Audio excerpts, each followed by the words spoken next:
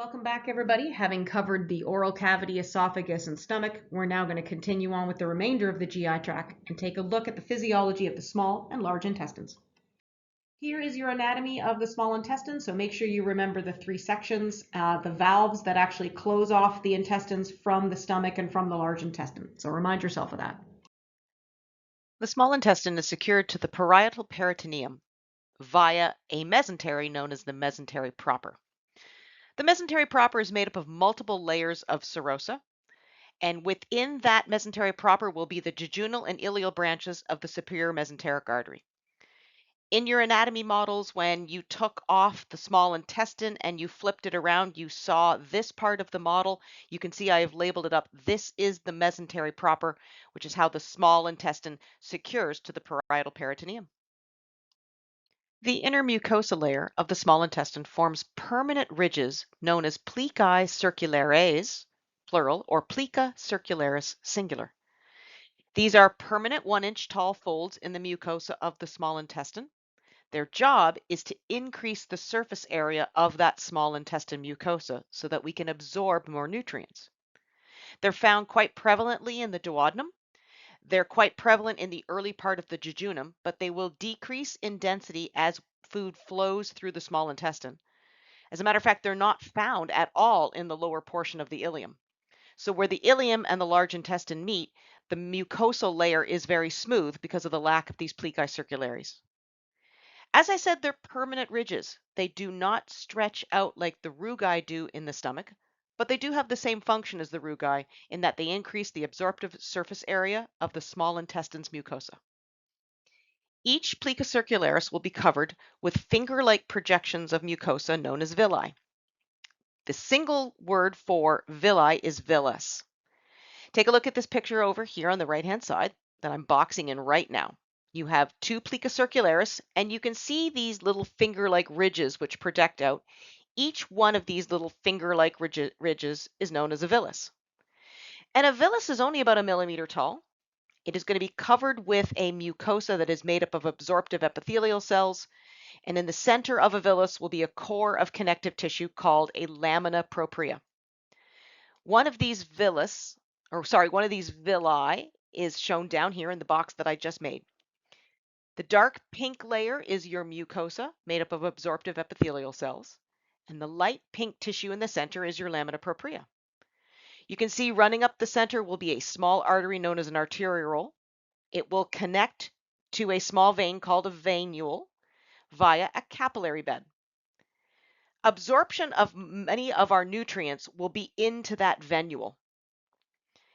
Now, running also up the center of a villus will be a lymphatic capillary, shown here in green. A lymphatic capillary is known as a lacteal. And we are also going to see that absorption of our fats will be into that lacteal. The epithelium covering a villus is made up of epithelial cells known as absorptive cells. Here is an absorptive cell shown right here on the right-hand side. You can see at the apical end of an absorptive cell an aggregation of bristles called microvilli. So I'm going to circle those right now. Now these microvilli are oriented towards the SI lumen. So they face into the SI lumen. I'm going to try really hard to draw it, but these bristles basically are found like this on the outside surface of a villus. And when anatomists looked at the lining of the small intestine underneath the microscope, it looked like each villus had sort of a bristle-like covering, and they called it the brush border. The enzymes that are made by these absorptive cells have that name. They're known as brush border enzymes. Now, I'm going to explain this a little later, but I want to introduce these brush border enzymes now. These brush border enzymes are made by absorptive cells, but they are not secreted into the lumen of the small intestine. Rather, these brush border enzymes are stuck on the microvilli that project out into the hollow lumen of the small intestine. And the idea is that as food moves through the small intestine, they will move in and around these villi. They will flow over these microvilli, and they will become exposed to these brush border enzymes. So let's think about it. The lining of the small intestine, the mucosal lining, is formed into ridges called plicae circularis. If you looked at a plica circularis, you would find it is made up of these little finger-like projections called villi. And if you looked at one villus, you would find it is lined with cells that have little projections called microvilli. So we have increased our absorptive surface area by these plica circularis, by these villi, and by these microvilli. That is a phenomenally large absorptive surface area for the small intestine. There's going to be two types of digestion that are going to take place within the small intestine, chemical and mechanical. And these are the same types of digestion that occur in the oral cavity and the same types of digestion that occur in the stomach. For chemical digestion, we have enzymes. Brush border enzymes produced by our intestinal villi and our intestinal glands, pancreatic juice, which is going to be produced by the pancreas, and bile, which is going to come from the liver. Under mechanical digestion, we're talking about smooth muscle contraction. This smooth muscle is found in the muscularis layer.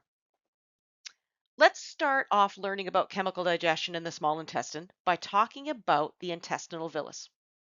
Now, remember a couple slides ago, I said that each intestinal villus is going to be lined with specialized epithelial cells called absorptive cells.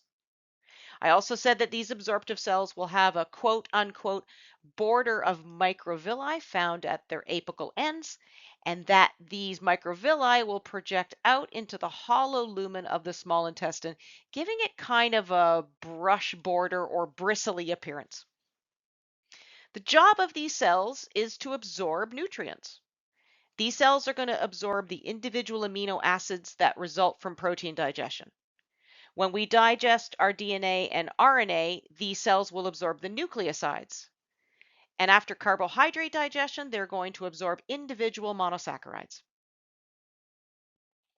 The absorptive cells lining an intestinal villus are also responsible for the production of a category of enzymes called brush border enzymes. Now, these brush border enzymes are not going to be secreted into the chyme that's flowing through the small intestine. Instead, these brush border enzymes are going to get stuck in those microvilli borders. So I'm going to draw a few blue circles there to represent these brush border enzymes. The idea is that as food flows through these intestinal villi, it will flow through these microvilli and get exposed to these brush border enzymes. The brush border enzymes are going to be for the digestion of carbohydrates, proteins, DNA, and RNA. So let's start off with carbohydrate digestion.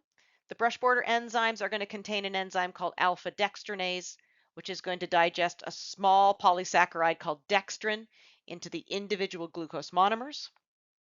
Brush border enzymes also contain sucrase, maltase, and lactase, which, as you've probably figured out, are going to digest the disaccharides sucrose, maltose, and lactose into their individual monosaccharides known as glucose, galactose, and fructose. Brush border enzymes will also contain peptide degrading enzymes called aminopeptidase and dipeptidase. Dipeptidase is going to split dipeptides into their two individual amino acids. And aminopeptidase is going to come along and remove individual amino acids from the ends of small peptides. I kind of picture the video game Pac-Man gobbling up those little blue dots as my analogy for aminopeptidase, removing amino acids from the end of a peptide. Also contained within brush border enzymes are nucleosidases. When we digest nucleotides, we break them up into the sugars called nucleosides and phosphate groups. The nucleosidases are the ones that do these nucleotide digestion. And before we go, I want to tell you that these brush border enzymes are the very last enzymes to act on our food prior to absorbing nutrients. These are the last set of enzymes that are going to break down the components of food in our chyme into their individual components. And these are the components that these absorptive cells will then absorb. In between adjacent intestinal villi, you will find a crevice. This crevice is called an intestinal gland or an intestinal crypt. I'm going to circle it right now. In older textbooks, intestinal crypts are often called crypts of Lieberkühn. They're named after the anatomist that discovered them and described them. The cells that line an intestinal gland or crypt are going to produce things like mucus, hormones, an antimicrobial enzyme, and they're also going to produce digestive enzymes. And I refer to the secretions that come out of this intestinal gland as intestinal juice. There's no such thing.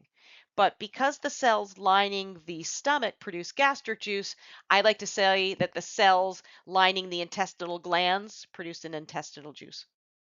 Intestinal juice is water, mucus, bicarbonate ions, digestive hormones, antimicrobial enzymes, things like that. So let's take a look at the cells found lining an intestinal gland. We're going to start off with the most prevalent kind of cell called an enterocyte, which is going to produce brush border enzymes. These enterocytes have a microvilli border just like our absorptive cells do.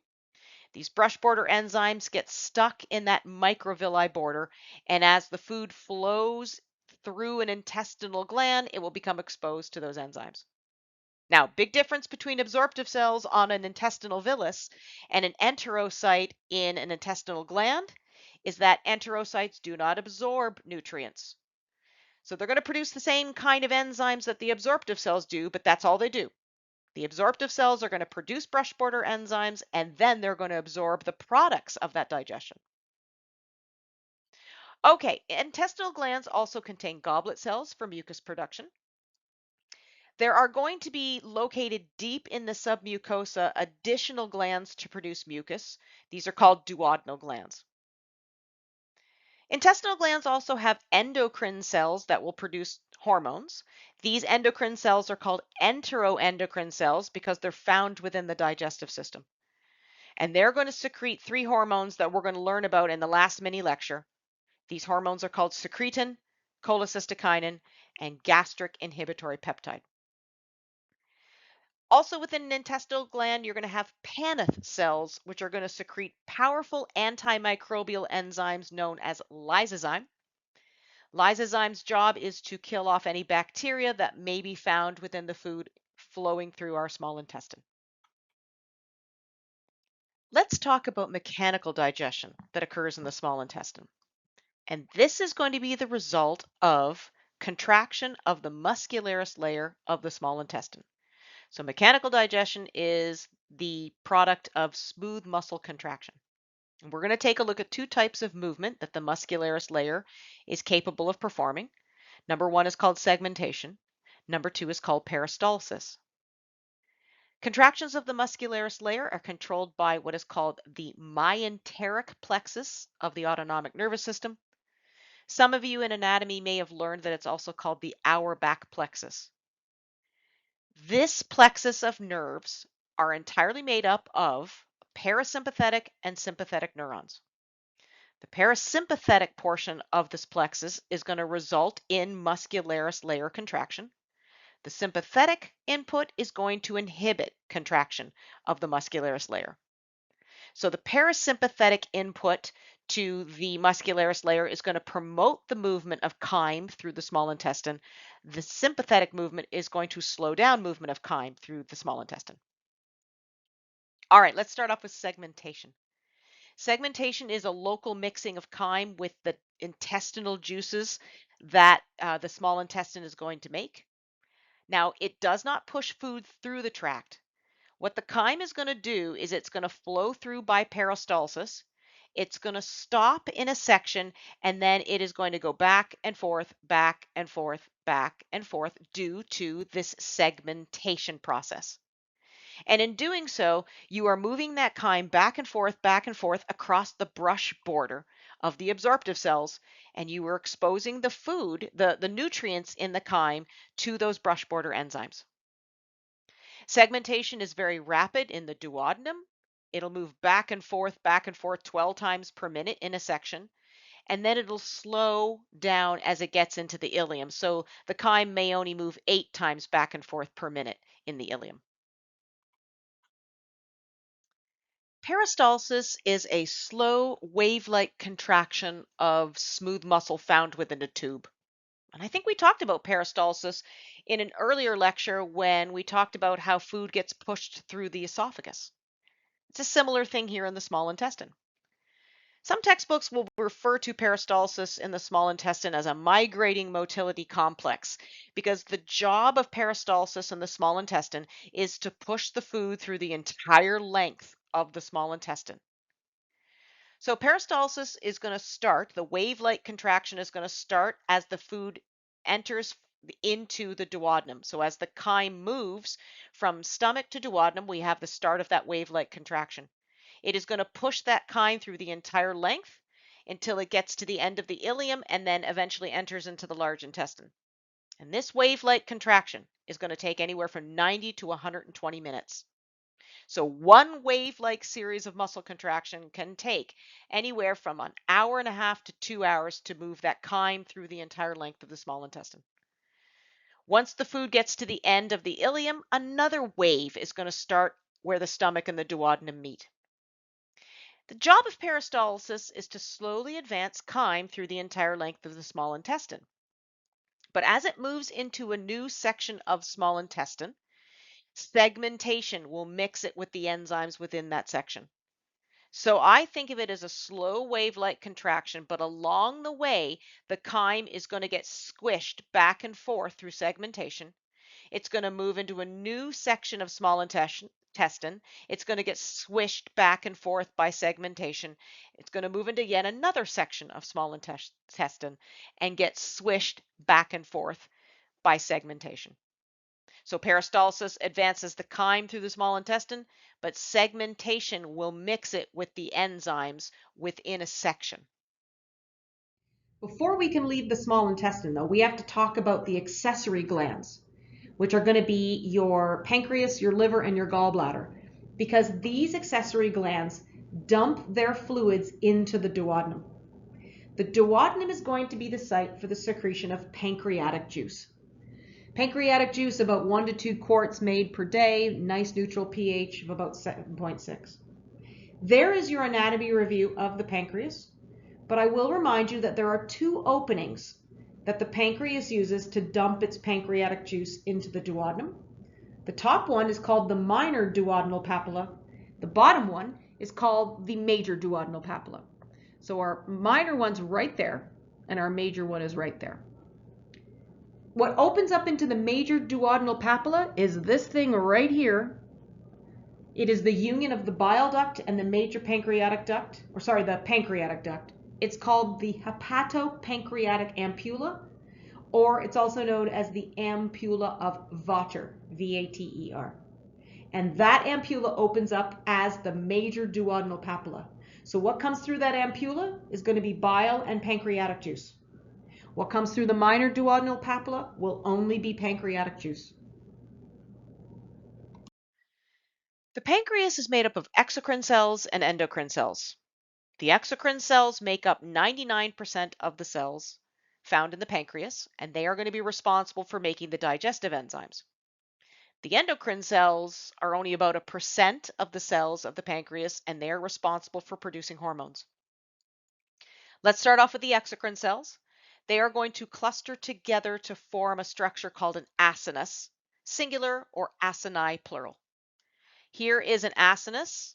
In the cartoon diagram, I'm going to circle one up here in the histology. I'll circle a second one, and I'll circle a third one. I think of these as being almost like donut-like structures. These cells are going to produce the digestive enzymes, and then those digestive enzymes are going to get dumped into a duct, which is found right at the center of an acinus. You can see that there are multiple acini which surround a lighter colored structure of cells. I'm going to circle it right here in the histology diagram. These lighter colored cells are going to be referred to as islets of Langerhans. Again, they're only about 1% of the gland. In total, these islets are only about 1 to 2 million cells in the pancreas. And they are made up of alpha cells, which produce glucagon, beta cells, which produce insulin, delta cells, which produce somatostatin, otherwise known as growth hormone inhibiting hormone, and F cells, which produce pancreatic polypeptide. Now, remember in the endocrine system, we talked about what the alpha cells did, we talked about the beta cells, and we even talked about somatostatin because it's known as growth hormone inhibiting hormone. So remind yourself as to what those hormones do, because I can also ask about them on this next exam. To be honest with you, I'm not that familiar with the F cells or what pancreatic polypeptide does, so I wouldn't worry too much about that. Concentrate on the alpha cells, beta cells, and delta cells.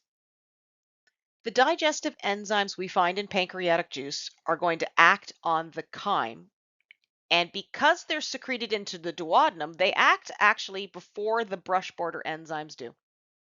If you wanted to put it in order, here's the order of our digestive enzymes. We have our digestive enzymes found in the oral cavity. So we have things like salivary amylase and lingual lipase. Then we have the digestive enzymes of gastric juice. Then we have the digestive enzymes of pancreatic juice. And then lastly, we have the digestive enzymes called the brush border enzymes. So that's the order. What is pancreatic juice? It's primarily water. It is sodium bicarbonate. These come from specific cells of an acinus called ductal cells. But the greater majority of pancreatic juice is going to be those digestive enzymes that come from the cells of the acini. The digestive enzymes we find in pancreatic juice are pancreatic amylase, pancreatic lipase, ribonuclease, deoxyribonuclease, trypsin, chymotrypsin, elastase, and carboxypeptidase. So that's a big list. Let's take them one by one. Pancreatic amylase. If this sounds a lot like salivary amylase, you're on the right track, because pancreatic amylase, just like salivary amylase, its job is to break down carbohydrates. Pancreatic amylase specifically breaks down larger carbs into smaller trisaccharides like alpha dextrin, and breaks larger carbs down into disaccharides, maltose, sucrose, and lactose. Now, that alpha dextrin, maltose, sucrose, and lactose are then broken down into monosaccharides by the brush border enzymes. Pancreatic lipase is for the breakdown of triglycerides. As far as I know, it is the same thing as lingual lipase and gastric lipase. It will come up to a triglyceride and remove 2 fatty acids, and it will leave a glycerol attached to one remaining fatty acid. And a glycerol molecule attached to a single fatty acid is called a monoglyceride. So the job of pancreatic lipase is to break a triglyceride down into a monoglyceride and 2 fatty acids. Pancreatic juice also contains 2 kinds of nucleases that break down DNA and RNA into their individual nucleotides. These are called deoxyribonuclease for the breakdown of DNA and ribonuclease for the breakdown of RNA. And once you break them down into individual nucleotides, then the brush border enzymes will act on the nucleotides and break them down into the nucleosides and phosphate groups. Let's end up now with the 4 proteases called trypsin, chymotrypsin, elastase, and carboxypeptidases. These are not made as active enzymes. They are made by the pancreas as inactive forms called trypsinogen, chymotrypsinogen, proelastase, and procarboxypeptidase. Now, if this sounds familiar, it's because the stomach does the exact same thing. The stomach makes its enzyme pepsin as an inactive form pepsinogen, and only when food enters into the stomach do we convert pepsinogen into pepsin. It's the same thing here. Only upon the entrance of chyme into the small intestine can you convert these pancreatic proteases into their active form. Specifically, you need a brush border enzyme called enterokinase. Enterokinase is going to be made when chyme enters into the duodenum, and enterokinase is going to take trypsinogen and convert it into trypsin. And once you make trypsin, trypsin will convert the other 3 proteases into their active forms. So trypsin will convert chymotrypsinogen into chymotrypsin, proelastase into elastase, procarboxypeptidase into carboxypeptidase. And then these proteases will take large peptides and break them down into smaller peptides and small dipeptides so that our brush border enzymes can break down these small peptides and smaller dipeptides into their individual amino acids. Now, if all of these enzymes confuse you, again, a reminder to you, go to the Canvas reading page. I usually draw on the board a nice big whiteboard chart where we put the various digestive compartments down, and we discuss and we put basically in a nice orderly table the digestion of carbohydrates, proteins, fats, and nucleic acids. And that is on your Canvas page. And I think that's going to help you remember all of these enzymes. Again, before we leave the small intestine and enter into the large intestine, we got to take a look at two more accessory organs, the liver and the gallbladder, because these are going to be the responsible for the secretion of bile into the duodenum. So there's your anatomy review slide. The liver is incredibly important in regulating blood glucose levels under the control of the hormones glucagon and insulin.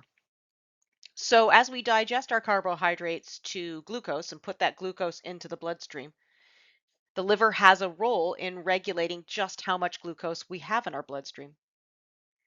For example, on a day to day basis, 24/7, the liver is going to remove glucose from the bloodstream and store it inside of itself as glycogen. Specifically, the liver hepatocytes are going to do this via facilitated transport using a transporter called GLUT2. Once the glucose gets into the liver hepatocytes, it's converted into glycogen.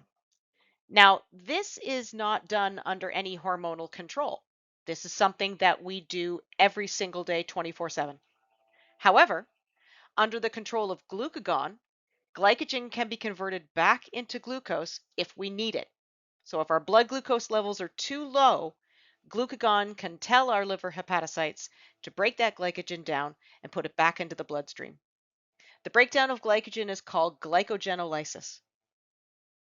Another thing the liver can do is make glucose brand new from something other than a carbohydrate. So this is called gluconeogenesis, which means creation of glucose brand new. The liver can take the amino acids alanine and glutamine, convert it into glucose. It can take lactic acid and convert it into glucose. It can take glycerol and turn it into glucose. And this happens again when our blood glucose levels are low and it's controlled by the hormone glucagon. Now, what the liver can do in terms of insulin control is it can take glucose and turn it into fatty acids and triglycerides. The liver has several functions in protein metabolism. One function is called deamination, which is the removal of an amine group from an amino acid. Now, the removal of this amine group is done when amino acids get old and we want to break them down because we no longer want to make proteins out of them. Unfortunately, the removal of this amine group is going to form a toxic compound called ammonia, or NH3. But that's okay. The liver hepatocytes will then take that toxic ammonia, convert it into a compound called urea, and that urea is then dumped into the bloodstream, filtered out by the kidneys, and urinated out in our urine. Another thing in terms of protein metabolism that the liver can do for us is that it is capable of synthesizing plasma proteins. These plasma proteins are used in a wide variety of functions in our cells. For example, several plasma proteins are going to be important in clotting and the immune system. Other plasma proteins are going to be used to transport hydrophobic compounds around in the blood. The liver is also capable of converting one amino acid into another. In terms of triglyceride metabolism, the liver functions to store some fat. It is capable of breaking down fatty acids for energy production. And it synthesizes serum cholesterol, of which there are many types. There are the types VLDL, LDL, HDL, and there's even a kind called IDL. The liver will synthesize VLDL and LDL. It also synthesizes the parts of HDL, which are called nascent HDL. That HDL is dumped into the bloodstream where it picks up fatty acids to become HDL, and it transports those fatty acids back to the liver. This is why HDL, a lot of times people refer to as happy HDL because it's the good HDL, it's the good cholesterol. LDL, on the other hand, also transports fatty acids in the bloodstream, but it will transport it to tissues like adipose tissue, where the adipose tissue will take the LDL up, will break it down, and will store the triglycerides. So our adipose tissue gets larger in volume. Basically, we get fatter. And another thing that HDL can do is that it can damage the endothelial lining of our coronary blood vessels, causing an inflammatory reaction and eventually the formation of a clot that can impede the flow of blood and lead to a heart attack. That's why a lot of times people consider LDL to be the bad cholesterol or lousy cholesterol. Here are some more liver functions. It detoxifies the blood by removing or altering drugs and hormones. For example, thyroid and estrogen are actually removed and altered by the liver. It produces the bile salts that we'll come to in a second that are going to help digestion by emulsifying fats. It stores the fat-soluble vitamins you see there. It stores iron and copper. The iron is the byproduct of breaking down red blood cells. The liver contains macrophages that can break down red blood cells, store the iron. In the spleen, when red blood cells are broken down, the iron is transferred to the liver where it's stored. When we want to make new red blood cells, the iron is released by the liver and is transferred over to our red bone marrow, which is making the red blood cells. So it's really important in being able to phagocytose and recycle worn out blood cells. It actually can phagocytose and kill bacteria. And finally, it activates vitamin D. Now, our skin produces and activates vitamin D with just 1 hour of sunlight a week, but that activation process can also be done by the liver. I think the kidneys also activate vitamin D into its active form. Now, why do we need to activate vitamin D? That form, called 1,25-dihydroxyvitamin D3, no, you don't have to know that, just call it activated vitamin D, is really, really important in our ability to build calcium phosphate bone. So it's really important in building that calcium phosphate hydroxyapatite matrix of our bone. In other words, activated vitamin D is a bone building hormone. The liver is made up of numerous kinds of cells. However, the majority of the cells found in the liver are known as hepatocytes. The hepatocytes are arranged in sections called lobules. And each lobule is going to be surrounded by multiple branches off of the hepatic portal vein. These branches of the hepatic portal vein are going to supply the lobules with venous blood that has come from the digestive system. That's kind of what you see in this figure at the top right here. Here is a lobule. I'm going to circle the lobule, and you can see these little blue veins surrounding that lobule. The blood is going to move from those veins into large blood-filled spaces found within the lobule. These blood-filled spaces are called sinusoids. So think of these sinusoids as being a pool of venous blood, and then there are a bunch of hepatocytes that surround that pool. This gives the hepatocytes a pretty good volume of blood. They can then extract the materials from the blood within a sinusoid and use it to make bile and other materials. They can also extract things like toxins and detoxify those so that they don't damage our heart and lungs. When it makes bile, it will take that bile and it will dump it into teeny tiny canals called bile canaliculi. These bile canaliculi, again, are going to be found running between the hepatocytes of a lobule. Here's one right here. I'm going to circle it, or actually I'm going to box it in green. The bile will then drain out of these lobules, combine into larger ducts, and eventually form the ductal system of the liver, and it will emerge from the liver as the bile ducts. So those are the majority of cells in the liver. They're called hepatocytes. I will tell you that there's another pretty prevalent population of cells called Kupffer cells. These cells are cells of the immune system. They are there to screen the blood coming through the liver of microbes and foreign matter. So they also will cluster around these sinusoids and look for microbes and foreign matter and gobble them up and degrade them. For all of the things that the liver does, let's concentrate now on its major function, which is the production of bile. Your liver, my liver, everybody's liver, makes about 1 quart of bile per day. It's yellow-green in color. It has a relatively neutral pH of about 7.6 to 8.6. If the bile is not directly secreted into the duodenum through the major duodenal papilla, it gets stored in the gallbladder. So your job as anatomy graduates is to remember the ductal system that takes bile from the liver and the gallbladder and basically dumps it out via the major duodenal papilla. So you got to remember your ducts, your common hepatic duct, your common bile duct, all that stuff. I will remind you that the hepatopancreatic ampulla is a combination of the pancreatic duct and the common bile duct. And that is the only way that bile can enter into the duodenum. So there's only one entrance into the duodenum for bile, and that's that major duodenal papilla, which opens up, is connected to the hepatopancreatic ampulla.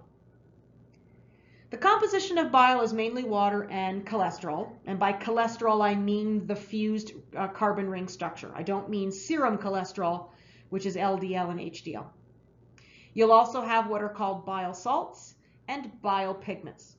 The major bile pigment is called bilirubin, which is made from the breakdown of hemoglobin.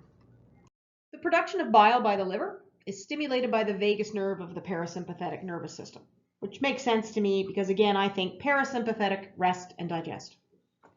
The fatty acid content of the chyme in the duodenum will stimulate the production of cholecystokinin from the lining of the small intestine, specifically from the enteroendocrine cells that you find in those little crypts or those little glands between adjacent villi. Cholecystokinin promotes the contraction of the gallbladder and the release of bile into the duodenum, thus allowing us to emulsify and begin to digest that increased fatty acid content. Acidity of the chyme stimulates the production and release of secretin. Secretin is made again by those intestinal glands or those crypts, and what secretin does is it promotes the flow of bile from the liver into the duodenum. And since bile is a relatively neutral fluid, the idea is that the bile can help neutralize the acidity of chyme. So both pancreatic juice and bile help neutralize the acidity of the chyme that's coming out of the stomach. Whenever I think of bile, I think of the word emulsification. Emulsification of fats. Now what this means is bile will surround and break up large fat aggregations into individual triglycerides. And then the triglycerides can be broken down into fatty acids by fatty acids and monoglycerides by pancreatic lipase. Without bile, pancreatic lipase can't work. I don't think this is true actually for lingual lipase and for gastric lipase. It actually isn't true because, well, bile isn't produced in the mouth and it isn't produced in the stomach. So those two lipases are capable of acting on fats and kind of plucking off one triglyceride and breaking it down. Pancreatic lipase can't. It actually has to have bile break that aggregation of fat into the individual triglycerides. Then it goes to town on those triglycerides, ripping off two fatty acids and leaving the monoglyceride behind. Bile also is involved in the making of long-chain fatty acids and monoglycerides more soluble in the watery environment. So once the pancreatic lipase breaks off the fatty acids and leaves the monoglyceride behind, long-chain fatty acids and that monoglyceride are surrounded by bile to create something called a micelle. And the reason why is the monoglyceride and those big fatty acids, long-chain ones, are too large to diffuse across the plasma membrane of the absorptive cell. If you're a small-chain fatty acid, who cares? You just zip right on across into the absorptive cell. But the big monoglyceride and the big long-chain fatty acids need help. So the bile salts surround those to make a micelle. Think of it as a little transportation ferry, and it ferries those materials into the absorptive cell, and then it actually drops them off and goes right back into the small intestine lumen to pick up more long-chain fatty acids and more monoglycerides. And the thing is, the bile actually has amphipathic nature. So the polar portion of the bile can interact with the polar portion of the monoglyceride and the fatty acids. Sorry, the polar portion of the monoglyceride. The hydrophobic portion can interact with the hydrophobic portion of the fatty acids. So it's really cool because it's an amphipathic material. It can interact with both polar and non-polar compounds. Bile also allows us to absorb fat-soluble vitamins, again, through the formation of micelles. These micelles, I think of them as being little Ubers or little lift cars that help transport those materials that couldn't get across the plasma membrane across the absorptive cell's plasma membrane so that we can continue the process. Now that we've learned about the digestive enzymes that act on the chyme in our small intestine, let's shift and talk about the absorption of the nutrients that result from that digestion. And we'll also talk a little bit about the absorption of things that are found within our chyme, like water, vitamins, and minerals. The chyme can remain in our small intestine for anywhere from 3 to 5 hours, so there's plenty of opportunity to digest and absorb. Absorption of materials across the lining of the small intestine will occur via the absorptive cells, and they will use a variety of mechanisms such as diffusion, facilitated transport, osmosis, and active transport. Now, the small intestine absorbs a wide variety of things, and I found this figure off of a nutrition website. It goes into a lot more detail than we need to, but some of you might be interested in nutrition and you might find this figure interesting. We're going to concentrate on how the small intestine absorbs water, amino acids, monosaccharides, monoglycerides, and fatty acids, and cholesterol. However, I also want you to be aware that the small intestine is going to absorb the breakdown products of DNA digestion. So it's going to absorb nucleosides and phosphate groups. It is going to absorb numerous vitamins that we find in our food. It will take in the electrolytes, sodium, potassium, and chloride. The small intestine is capable of absorbing calcium and magnesium from our food. We can take in iron from our food, and we can take in bile salts. Now, the majority of nutrient absorption, things like amino acids, monosaccharides, fatty acids, and monoglyceride, that's done by the jejunum. But you can see that there is a high amount of regional specification for what the small intestine absorbs. The small intestine is going to absorb carbohydrates as the individual monosaccharides. And these monosaccharides are going to be absorbed either by facilitated transport or by secondary active transport, all depending what monosaccharide is being absorbed. I found this picture on the internet and I added a few things to it. Hopefully it's not too confusing for you, but I wanted to show you how fructose gets absorbed through facilitated transport and how glucose and galactose get absorbed through secondary active transport. Let's take a look at this diagram. The blue cylinder on the top is going to be the lumen of the small intestine, so that is where the chyme is going to be located. These beige or kind of brownish color cells, those are going to be our absorptive cells. And at the bottom of the diagram, we have a capillary, which is found inside the villus. And you can see in this picture that we have disaccharides being digested into monosaccharides by the brush border enzymes maltase, sucrase, and lactase. So we have maltase being broken down into 2 molecules of glucose, sucrose being broken down into glucose and fructose, and lactose being broken down into galactose and glucose. Fructose is going to be absorbed into the apical side, or it's going to be absorbed through the apical membrane of the absorptive cells using a facilitated transporter. Fructose is going to bind to the facilitated transporter. That facilitated transporter is going to change shape, and then fructose is going to be moved inside the absorptive cell. Glucose and galactose are going to be transported through symporters. So embedded in the apical membrane will be sodium-based symporters that will either be for glucose or galactose. Actually, I think it's the same symporter, but glucose and galactose are going to compete for the saccharide binding site on this transporter.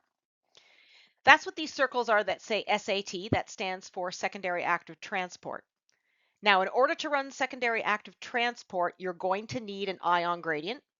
In the case of the small intestine, for the secondary active transport of monosaccharides, that's going to be done through a sodium gradient. So even though it's not shown here, there's going to be a sodium potassium ATPase pump. Maybe I'll draw it in as a circle here. It is going to pump sodium ions into the lumen of the small intestine, and then those sodium ions are going to diffuse back down their concentration gradient through the sodium glucose symporter or the sodium galactose symporter. And as sodium diffuses through that symporter, the glucose or galactose is going to hitch a ride. So it's going to go the same physical direction as the sodium ions, and we are going to transport that into the absorptive cell lining the small intestine. No matter how you get there, if you're a monosaccharide and you get into an absorptive cell, you're going to traffic to the bottom of the cell and you are going to then get transported into the bloodstream via facilitated diffusion. So a facilitated transporter is going to bind onto that monosaccharide, change its shape, and then move it into the bloodstream. And once those monosaccharides get into the bloodstream, again, this is the capillary network you find in the villus, they're going to move into the venule. And what comes out of the small intestine in the venous supply is going to be blood that is chock filled with absorbed monosaccharides. Proteins are going to be absorbed as individual amino acids or by dipeptides using the same mechanism that we use for glucose and galactose. That's secondary active transport. So ion gradients are going to be set up by pumping those ions into the lumen of the small intestine. We're going to let those ions flow down through a symporter, and those symporters are going to allow for the movement of a specific amino acid. There are two kinds of ion gradients that are used in active transport of amino acids. We've got ourselves sodium-driven symporters and proton-driven symporters. And I guess it depends on the amino acid you're transporting. If they're individual amino acids, they're going to use a sodium amino acid symporter. And I guess if it's a dipeptide, you're going to use a proton-powered symporter. I didn't really know that until I started looking at these figures, that small dipeptides can be transported using proton diffusion and individual amino acids are transported using sodium diffusion.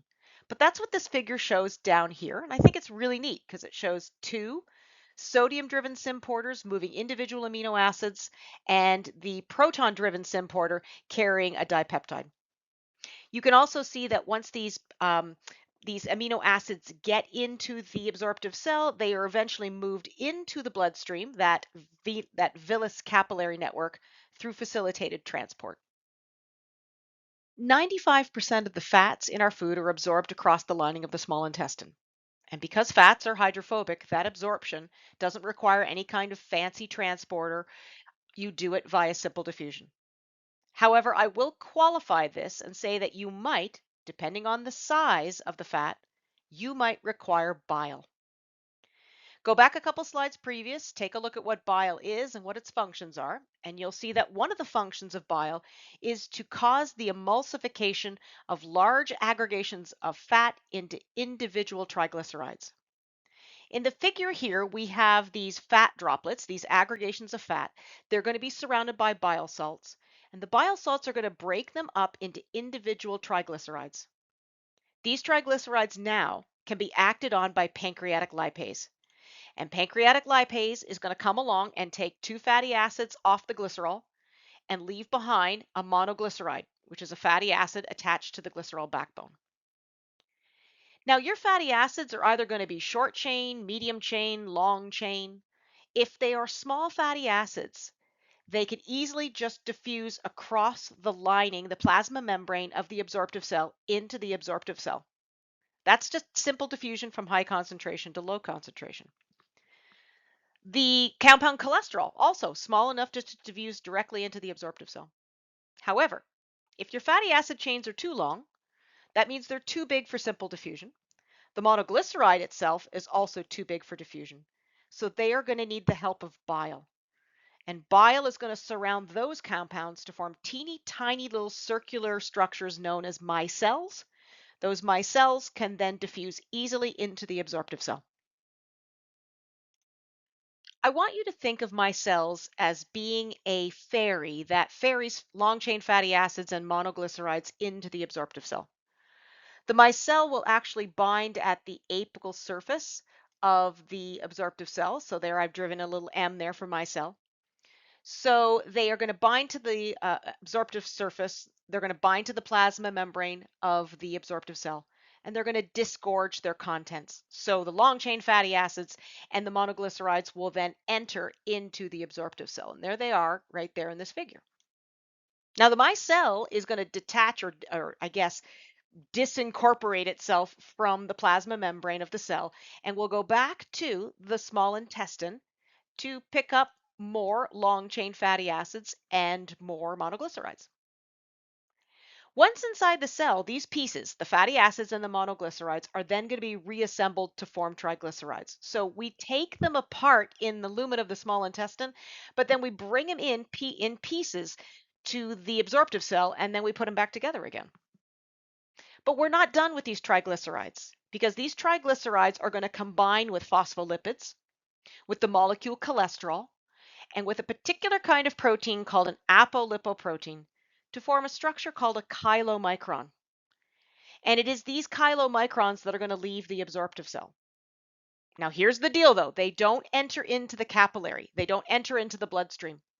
They enter into a lymphatic capillary called a lacteal. These lacteals have very large pores, so they allow for the passage of pretty large chylomicrons into them. These chylomicrons are then going to be transported through the lymphatic system. Now, if you remember from, I think, lecture series 14, we talked about the lymphatic system.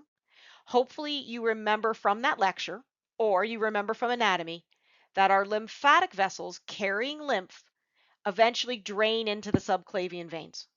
So our chylomicrons, which are now part of the lymph circulating through the lymphatic system, are eventually going to be dumped into the bloodstream via the subclavian veins. And once they're in the blood, when they flow through the liver is going to extract these chylomicrons and will use it to make compounds that eventually are going to become our serum cholesterol we call HDL and LDL.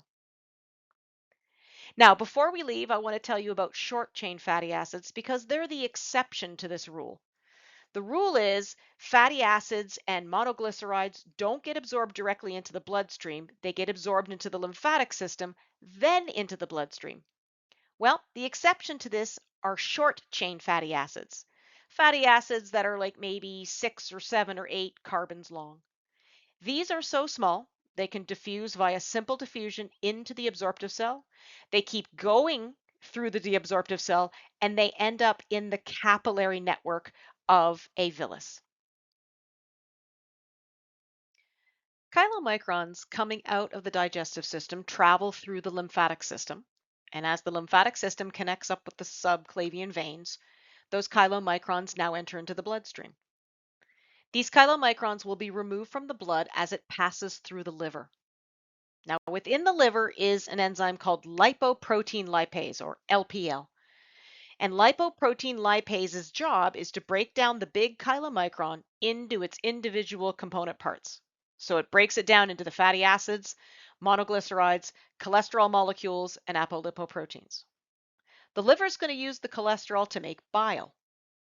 But the liver can also take the cholesterol, the triglycerides, and apolipoproteins and can combine them to form either high-density lipoprotein or something called VLDL, very low-density lipoprotein. VLDL is the precursor to the serum cholesterol we know as LDL, low-density lipoprotein. As a matter of fact, the LPL enzyme is capable of doing that as well. So the HDL, LDL, this is circulating around in the blood. We also have chylomicrons that haven't been taken up by the liver circulating around in the blood. And adipose cells are capable of taking these chylomicrons and LDL, bringing them into the cells, breaking them down through the LPL enzyme activity into their components. So the triglycerides will be taken by the adipose cells and stored within the adipose cells. That makes an adipose cell that much bigger, and it causes an increase in fat content of the adipose tissue. Let's finish up with something we normally don't think about, which is the small intestine's role in the absorption of water. 9 liters of water are going to flow through the GI tract every day, and the small intestine absorbs 8 liters of it. So 90% of our water absorption occurs in the small intestine. The remaining 10%, which is about a liter, is going to enter into the large intestine, and the large intestine is going to absorb about 90% of that. Now, we are all very intimately aware of what happens when the large intestine doesn't absorb water the way it's supposed to. The absorption of water by the lining of the small intestine is by osmosis. Osmotic flow of water will go through the cells lining the small intestine, so the absorptive cells lining the small intestine, and that water will be delivered to the vascular capillaries located inside each intestinal villus. Let's see if we can put it all together. Let's start off with glucose and galactose. These are going to enter into the apical side of the absorptive cell using secondary active transport. So they are going to diffuse in to the cell by moving through a symporter that is driven by sodium diffusion. Fructose, on the other hand, is just simply going to use facilitated diffusion. It's going to bind a facilitated transporter that's found in the apical side of the cell. And when that transporter changes its shape, it's going to move fructose into the absorptive cell. And once you are in the absorptive cell, glucose, galactose, and fructose simply move their way from the absorptive cell into the blood of the capillary network through facilitated diffusion. Amino acids are going to use active transport, but most of them are going to use secondary active transport using sodium gradients. So they're going to use symporters that are driven by sodium diffusion. As sodium diffuses down their concentration gradient, it's going to pick up an amino acid and carry it with it. So this secondary active transport using sodium diffusion, very similar to what glucose and galactose use. Dipeptides and tripeptides are going to use secondary active transport as well. They're also going to use symporters, but these symporters are going to be powered by proton diffusion. Short chain fatty acids are so small they can simply diffuse from high concentration to low concentration into the absorptive cell. And once they get there, they will then move into the blood capillary. So you can see that glucose and galactose, fructose, amino acids, dipeptides, tripeptides, and short chain fatty acids will eventually make their way through the absorptive cell and end up in the blood found in the capillary network of a villus. So the venous blood coming out of our small intestine will contain these sugars, these amino acids, and these short chain fatty acids. The exception to this rule is going to be our longer chain fatty acids and our monoglycerides. Because they are so big, they need to be helped into the absorptive cell. So they're going to be surrounded by bile salts to form a micelle. The micelle is going to bind onto the apical surface of the absorptive cell. It's going to release its contents into the absorptive cell, and the absorptive cell is going to put those components back to form the triglyceride. The triglyceride is then going to combine with cholesterol, phospholipids, and an apolipoprotein to form a very large structure called a chylomicron. That chylomicron is going to diffuse out of the absorptive cell, but instead of ending up in the blood supply directly, it's going to go into a lacteal of a villus, which is the lymphatic system. So it's going to travel through the lymphatic system and eventually be dumped back into the blood supply when the lymphatic system drains into the subclavian veins. The blood that enters into a villus via the arteriole is rich in oxygen but poor in nutrients. The blood that exits the villus via the small vein called the venule is poor in oxygen but very rich in nutrients. Because that venous blood is going to contain small chain fatty acids, tripeptides, dipeptides, individual amino acids, and individual monosaccharides. Here's the deal though, venous blood coming out of the small intestine might also be contaminated with toxins that we've taken in through food and drink. As a result of this, the blood from the small intestine, the venous blood from the small intestine, must flow into the liver via the hepatic portal vein so that it can be filtered prior to exiting the liver via the hepatic vein and eventually hooking up to the inferior vena cava and ending up at the heart. We've reached the end of the GI tract and we've entered into the large intestine. Now, the large intestine is a large tube which is about 5.5 feet long and it's 2.5 inches in diameter. The large intestine anatomically is made up of a blind sac called the cecum, a section called the colon, which is the ascending colon, the transverse colon, the descending colon, and the sigmoid colon. It ends as a rectum, and then about a last inch is known as the anal canal. And within the anal canal, there will be two circular sphincters for the control of defecation. That's going to be the internal sphincter, which is smooth muscle and involuntarily controlled, and the external sphincter, which is skeletal muscle and can be controlled voluntarily. Here's the thing, people will often use the word intestine and colon interchangeably, and this anatomically is not true. The colon is part of the large intestine. It makes up the majority of the large intestine, but it is not the same thing as the large intestine because to the colon, we also will have the cecum, the rectum, and the anal canal. Oh yeah, and let's not forget about my friend, the appendix. I had this rupture on me about, 7, 8 years ago. The appendix, we don't really know what it's for. It may be a remnant of lymphatic tissue, but it is found where the cecum meets the ileum. Let's take a look at the histology of the large intestine, and we're going to start with the most superficial layer and work our way deep. So the outer layer is the serosa. This is the visceral peritoneum. Our muscularis layer is made up of an internal circular layer that is very similar to what you would see in the small intestine. But the outermost longitudinal layer of muscle is so thick that you can actually see it on the outside of the large intestine. You can see it through the serosal layer. And in anatomy, you learned that these bands of thick longitudinal muscle were called tinei coli. A low level of constant contraction, or what is called tonic contraction, of these bands gathers the large intestine up into pouches that in anatomy you learned were called haustra, singular, or haustrum. Some textbooks might call a haustrum a diverticulum. So that inflammation of particular diverticula is often referred to as diverticulitis.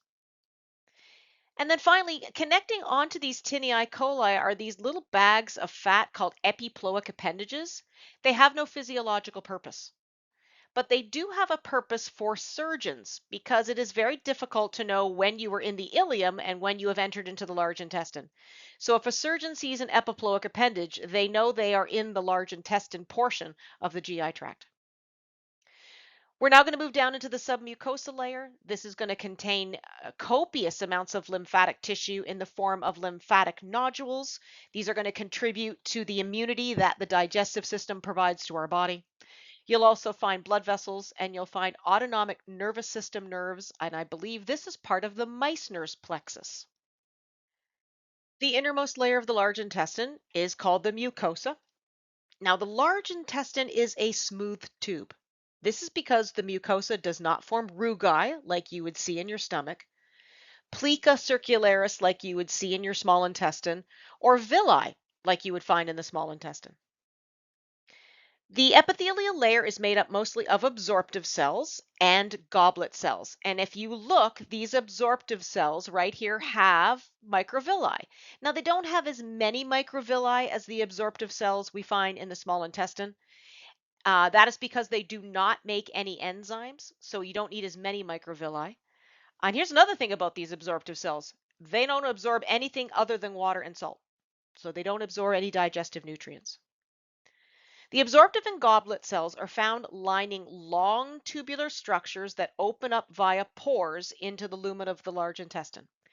I have just boxed one in. These are called intestinal glands. So again, I'm going to reiterate that these absorptive cells that line these intestinal glands are for the absorption of water and salt only. Goblet cells, again, remember, are going to produce mucus. So there's a nice copious layer of mucus which coats the inside of the large intestine, and that is to aid in the movement of fecal matter through the large intestine. The absorption of water and salt starts off with the active transport of sodium. There are going to be numerous ATP-driven pumps that are going to be found embedded in these absorptive cells. They are going to actively pump sodium out of the material in the large intestine and pump it into the absorptive cells. And again, I've said this over and over again, where sodium goes, water follows. As a result of that active transport of sodium into the absorptive cell, you have passive diffusion of chloride ions and water. So the osmotic movement of water comes after you actively transport sodium. Like other areas of the GI tract, mechanical digestion by the large intestine is the result of smooth muscle contraction. This is by the smooth muscles found in the muscularis layer. And what happens in the large intestine is three kinds of peristaltic waves. The first is called haustral churning, which in my mind is sort of like segmentation that happens in the small intestine. In haustral churning, relaxed haustra, those pouches in the large intestine, are going to be filled, and muscular contractions are going to mix the contents in those haustra so that we can optimize water and salt reabsorption. Peristalsis is then going to take that fecal matter and move it into the next series of haustra, where we're going to churn it again, and we're going to keep going through the length of the large intestine. Then there are two reflex peristaltic waves. Both of these are going to be stimulated by a hormone called gastrin, which we're going to learn about in the next mini lecture. When your stomach is full and it stretches, cells lining the stomach called G cells will release the hormone called gastrin. Gastrin is going to relax the ileocecal sphincter so that the small intestine will empty and make room for new chyme in the small intestine. Gastrin will also intensify the peristaltic waves in the ileum so that the movement of food into the cecum is that much more efficient. Gastrin is also going to result in a very strong peristaltic wave that is going to move contents of the transverse colon into the rectum. So these gastrin-driven reflexes ensure that we move food rather efficiently through our large intestine so that the chyme in the small intestine can then move into the large intestine, and then we can put more food in our stomach. By the time the chyme reaches the large intestine, it has now been in our GI tract for anywhere from 3 to 10 hours. And as the chyme enters into the large intestine and begins its transit through that section of the GI tract, we're going to start to absorb water from it. And the chyme is going to take on either a solid or semi-solid form due to this water reabsorption. And what we call that is feces. Now remember, 90% of all your water absorption is going to take place in the small intestine. The last 10% or so is going to be done in the large intestine. Feces is made up of water, salts, sloughed off epithelial cells, which have been basically shred off the lining of the GI tract. It's going to be mixed in with bacteria. There's going to be the products of bacterial decomposition found in feces. And the greater majority of it is going to be unabsorbed and undigested materials. In other words, the food that we haven't digested or absorbed along the way. The principal job of the large intestine is to maintain water balance. It again gathers up that last 10%, and that last 10% is incredibly important to our health. You'll also know that if you fail to take up that last 10% and there's excess water in feces, that's known as diarrhea. Insufficient water in the feces can make it very difficult for the feces to transit through the large intestine, and that's constipation.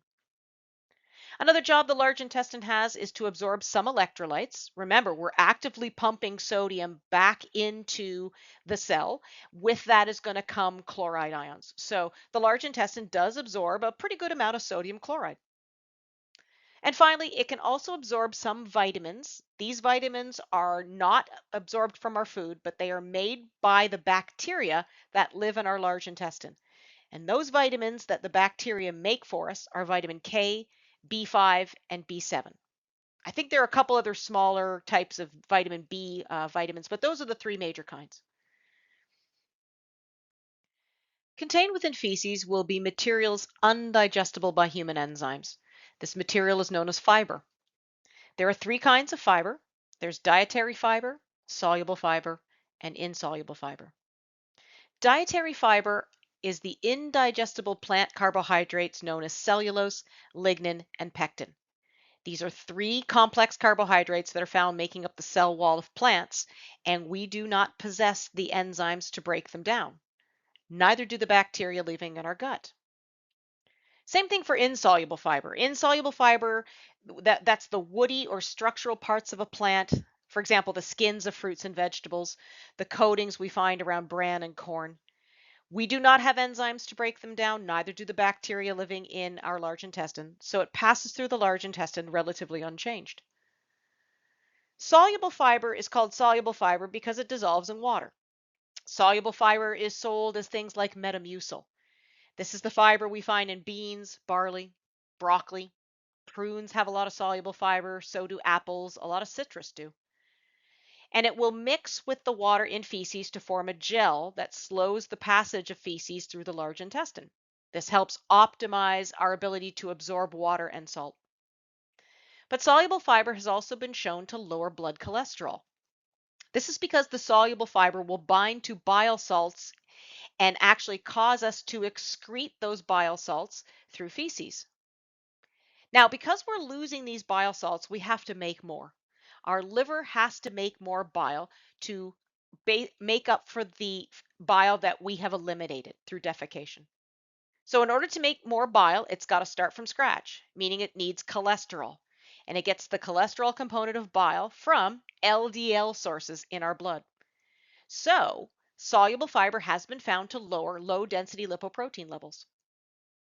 We don't have enzymes to digest soluble fiber, but bacteria do have the ability to break down soluble fiber to derive nutrition from it. And in exchange for that, they will provide us with carbon dioxide and methane gas. The short story is because of soluble fiber, we fart. I know I used the word fart. I should have said flatulence. Now we're going to talk about pooping, otherwise known as defecation. Defecation is a reflex action. It is caused by the gastrocolic reflex moving feces into the rectum. And as the feces stretches the rectal walls, stretch receptors embedded in the rectum are going to signal through a reflex action to the sacral spinal cord. So sensory signals coming in sacral nerves, going back out sacral nerves. The parasympathetic nerves coming out of the sacrum are going to contract the muscles of the rectum and relax the internal anal sphincter, and the external sphincter is voluntarily controlled and relaxed as well. I'm going to finish up this mini lecture with something called fecal microbiota transplantation, or FMT. You can actually treat large intestine disorders with fecal matter. Now, I'm going to tell right here, right now, it is processed, it is sterile, it is not transplanting poop into somebody else's large intestine. So go ahead and go, ooh, and then get over yourself. That's not what it is. Fecal transplantation is actually a very well proven and successful method for treating intestinal disorders like colitis, the inflammation of the colon caused by Clostridium difficile, or C. diff. Other intestinal disorders like recurrent diarrhea or constipation, irritable bowel syndrome, can eventually be treated with fecal matter transplantation. And oddly enough, they have seen in patients that have undergone FMT an improvement in neurological disorders like Parkinson's and MS, and they don't know why. But we are now beginning to think that there is a very important connection between the bacterial flora that lives in our colon and our overall health. That there is a beneficial relationship going on there that we don't understand but does exist. FMT originated in China. It was first published in 1958. 4 critically ill patients were given processed fecal matter. And in essence, all it means is that the bacteria are extracted from the fecal matter and are given back to the patient, either through an enema, or now researchers are figuring out how to deliver these E. coli strains through a pill. In May 1998, C. diff was treated actually with FMT in the United States. It actually resulted in a cure. There have been over 370 published reports since then, with no reported infection transmission, because again, these bacteria are processed in a highly sterile environment. In January 2013, a 94% cure rate for C. diff was actually reported using this fecal matter transplantation. And I'm sure the numbers are even better because I'm sure the technology has improved that much more in the 7 years. Again, you can deliver this through an enema, but a lot of companies and research labs are trying to figure out if these E. coli strains can be placed into a pill and you can swallow them, and through processing of that pill, by the time it gets into your colon, the pill is basically broken open and the bacteria can then take up residence in the colon and take over for the E. coli that weren't doing their job. Why would you get these bacterial imbalances in your colon? Well, antibiotics can disrupt the normal population of E. coli, and it can kill off that beneficial bacteria, so that when a dangerous bacteria like Clostridium difficile comes in, without those E. coli fighting off that invading bacterial strain, that invasive bacterial strain can now colonize. Essentially, Clostridium difficile is going to replace the beneficial E. coli strains we have. And while antibiotics can treat the initial infection, it can result in resistant spores and recurrent infections. And C. diff produces toxins, they produce hydrolytic enzymes that physically inflame the mucosal lining of our colon, and that can physically begin to break down that mucosal lining, leading to a sort of a disintegration of the colon. In the United States, 3 million acute C. diff infections are reported each year. 11,000 people can die from this. By FMT, by fecal matter transplantation, you can put back the normal E. coli bacterial flora into the large intestine. So the idea is to kill off the C. diff with a pretty big and pretty strong course of antibiotics, put the good E. coli back, and the good E. coli will take care of any resistant spores or recurrent infections. It could be a single infusion of donor material or multiple infusions. We have learned a lot about the digestive system in these last 2 mini lectures, and I've tossed a lot of digestive enzymes, and I've even mentioned some digestive hormones. And I know it's confusing. So I have created the last mini lecture in this series to concentrate on those digestive enzymes and digestive hormones.